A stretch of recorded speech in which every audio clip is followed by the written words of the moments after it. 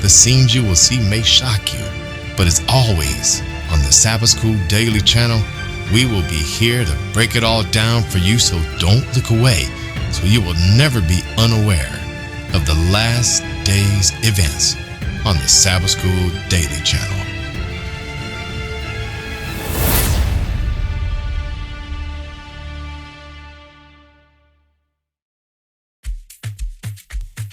Kenya, a land of stark contrasts and vibrant cultures, widely known for its sprawling savannas and rich wildlife, hosts some of the world's most iconic scenes of nature. When you come to Kenya, you can't miss seeing the majestic array of animals, elephants, lions, and zebras grazing under the shadow of Mount Kilimanjaro, its snowy peak a startling backdrop to the golden grasslands. The air buzzes with the calls of exotic birds and the rustles of the acacia trees, painting a picture of life in its most dynamic forms. While it's known for its hearty ugali and sukumi wiki cuisine, visitors and locals alike revel in the musical fanfare of the bustling Matutu buses, adorned with colorful graffiti pulsing with the latest Afrobeats hits. But in April of 2024, all of that came to a screeching halt. The annual rains, expected to nourish and rejuvenate, instead turned rogue, unleashing a fury that transformed serene rivers into merciless torrents.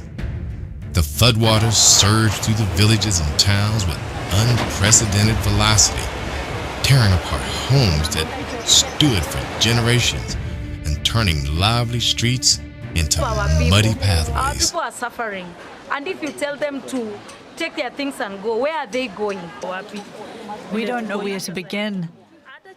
We need food to feed our children and clothes to wear. Our utensils are washed away. Our homes are filled with mud. Fields that were moments before ready to yield their bounty were submerged underwater, the crops lost to the relentless rise of the flood. In the wake of the water's retreat, the landscape of Kenya was irrevocably altered. The vibrant tapestry of community life once woven through the daily interactions at marketplaces and communal gatherings lay in tatters. Schools where children once laughed and learned were damp with the residue of the flood, their walls echoing with the silence of days lost to natural upheaval. The devastation touched every corner of life, leaving a scar in the heart of the nation that would take years to heal. As Kenyans now look to rebuild, they face the monumental task of restoring not just their homes and fields, but also their heritage and community spirit. Through the voices of those who have lived through the ordeal, sharing their personal losses and their resolve to rebuild, we hear a tale of resilience and hope. This is not just a story of destruction, but also one of a people determined to reclaim their future from the muddy waters of despair.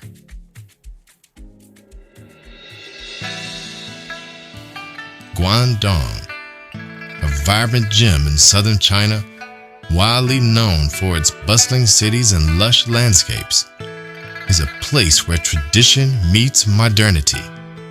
As you wander through Guangdong, you can't miss the eclectic mix of ancient temples standing proudly amid soaring skyscrapers, the hum of the world's largest manufacturing hubs alongside tranquil tea plantations. The air is filled with the scent of dim sum and the sounds of Cantonese opera, painting a picture of a region steeped in cultural richness. The Pearl River adds a vital pulse to the province, supporting both the livelihood of local fishermen and the thriving metropolitan centers along its banks. But in 2024, this dynamic province faced an unprecedented ordeal. The monsoon range, typically a welcome respite, turned malevolent, transforming the Pearl River into an uncontrollable torrent that breached its banks and inundated communities. Cities like Guangdong and Shenzhen witnessed scenes straight out of an apocalypse, with floodwaters submerging entire neighborhoods and disrupting the lives of millions. The bustling streets, once alive with vendors and shoppers, were now rivers of muddy water, with cars and debris caught in the relentless flow. The aftermath was devastating. As the floodwaters receded, they left behind a scarred landscape. Homes ruined, businesses shuttered, and infrastructure severely damaged. The economic toll was immense, but the human cost was even greater. Families were displaced, their homes lost to the waters, and community fabric that had defined Guangdong for generations was torn apart.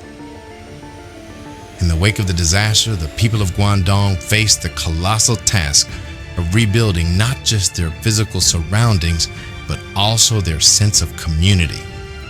Amidst the ruins, stories of resilience emerged, neighbors helping neighbors, strangers coming together to rebuild. Through the voices of those who endured the floods, we hear not just tales of loss and despair, but also of hope and determination. This is not merely a story of destruction, but a narrative of people's unyielding spirit to rise above the waters and reclaim their future. Brazil, known for its infectious energy and cultural richness, thrives on its deep-rooted traditions of music and dance, which resonate to its bustling street parades and samba schools. Here, the famous annual Carnival isn't just a festival, but a vibrant expression of history and identity, bringing together communities from the colorful streets of Rio de Janeiro to the historic neighborhoods of Salvador. The flood's wrath was merciless, leaving landmarks unrecognizable and thousands stranded amidst the ruins of their lives. The floodwaters ravaged without distinction, impacting rich and poor alike, and claimed over 100 lives. As the waters surged through densely populated areas, they washed away not only the physical structures, but also the semblance of normalcy, leaving a haunting void in their wake. This catastrophe not only disrupted lives, but also sparked a profound contemplation among the survivors and observers alike. Could these unprecedented floods be signs of the prophesied last days? As we document the scale of destruction and the staggering human toll, the narrative of Brazil's flood serves as a grim reminder of the fragility of our existence and a stark illustration of prophetic warnings about the end of days. As we reflect on the harrowing floods and natural disasters that have swept across the globe, we are reminded of the words spoken through prophecy and scripture.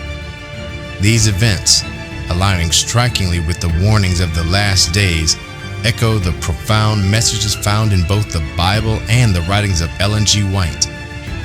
White warns us the agencies of evil are combining their forces and consolidating. They are strengthening for the last great crisis. Great changes are soon to take place in our world, and the final movements will be rapid ones. This foresight into the upheaval of nature and society challenges us to remain vigilant, because things will begin to happen very quickly. Scripture, too, calls us to awareness. Luke 21:11 tells us, there will be great earthquakes, famines, and pestilences in various places, and fearful events and great signs from heaven. These words urge us to keep our eyes open, to recognize the signs, and to prepare spiritually and practically, ensuring that we are not caught off guard by the unfolding prophetic events. Now, as we witness these catastrophic events unfold, let us not only seek to rebuild and recover, but also to understand and interpret these signs in the context of greater prophetic truths. As these signs were predicted to intensify, our response must be one of readiness and reflection, anchored in the wisdom that has been passed down through generations. Now, as we conclude today's exploration of the devastating floods around the world and their potential prophetic significance, we invite you to reflect on these events and their alignment with biblical and prophetic teachings. If this video has opened your eyes to the signs of the times, please like, share, and subscribe to stay informed and prepared. Join the conversation in the comments below. Let us know, how do you interpret these signs? And are you preparing? Are you a prepper? Or are you just watching and waiting and seeking God? Thank you for watching. And remember, stay vigilant, stay aware.